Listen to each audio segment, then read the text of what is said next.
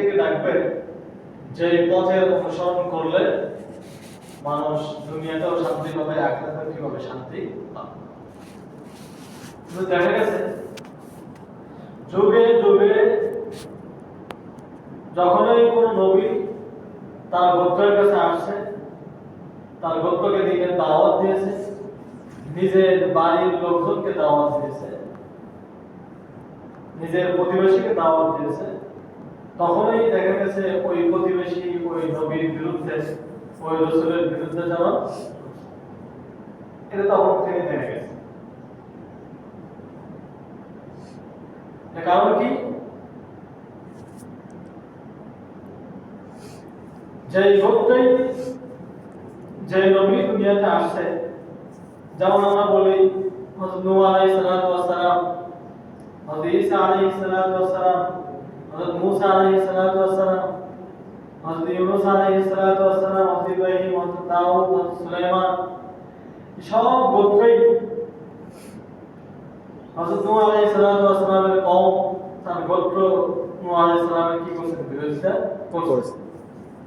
আবার দেখা গেছে ইউনূস আলাইহিস সালাতু ওয়াস সালামের গোত্র তার বিরোধিতা করছে, মূসা আলাইহিস সালামের গোত্র তার বিরোধিতা করছে, ঈসা আলাইহিস সালামের নিজের গোত্রের লোকজন তার কি করছে? বিরোধিতা করছে। এমনকি আমাদের নবী হযরত মুহাম্মদ মুস্তাফা সাল্লাল্লাহু আলাইহি ওয়াসাল্লাম রাসূল কারীম দিনের দাওয়াত পৌঁছানোর পরে পরে তারাও রাসূলের সাথে কি করছে? বিরোধিতা করছে।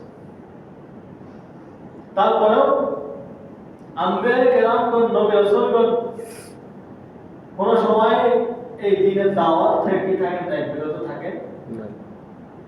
নিজের জীবনকে বাজি রেখে হলেও তারা মানুষকে কি রাখছেন? দিনের দিকে রাখছেন। এজন্য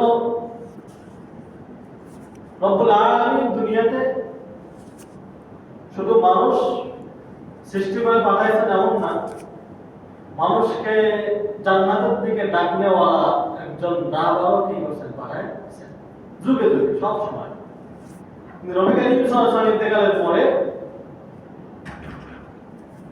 আজ পর্যন্ত আর কোন নবী দুনিয়াতে কি করা হয়? প্রেরণ করা হয়।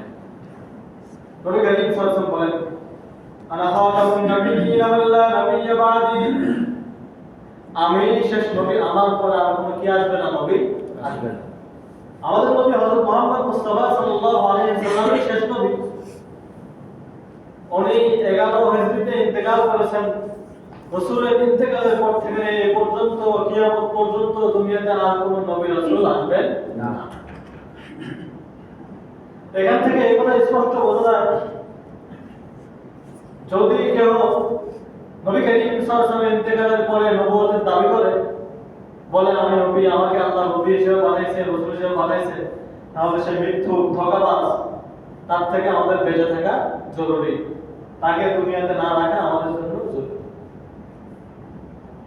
দুনিয়াতে না রাখা মানে তাকে দুনিয়া থেকে বিদায় করে দেওয়া আমাদের জন্য জরুরি। এরকম কোন ধোঁকাবাজ, মিথ্যুক মুসলমানদের ঈমান আমল নিয়ে খেলা করবে, এটা হতে পারে না। তাহলে নবী করিম সাল্লাল্লাহু আলাইহি ওয়াসাল্লামের সেই যুগ থেকে নিয়ে এ পর্যন্ত এই উম্মতকে কে দিনের দিকে ডাকে? কারা দিনের দিকে ডাকে? নবী রাসূল তো দুনিয়াতে আসবে।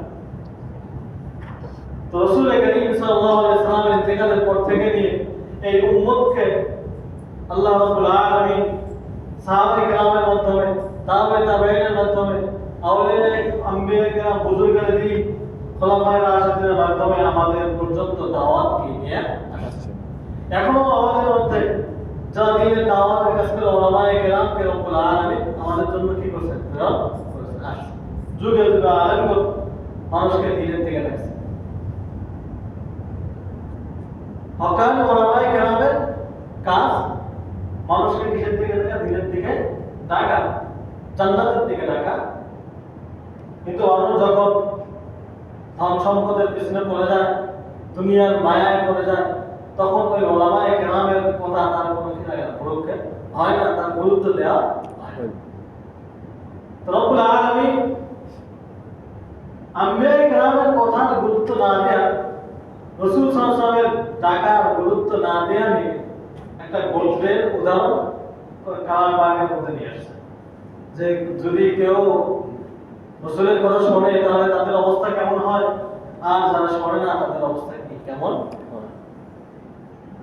এই কথাটা রব্বুল আলামিন এই একটা ঘটনা রব্বুল আলামিন কালাম বাগের মধ্যে নিয়ে আসছেন। বলা হয় যে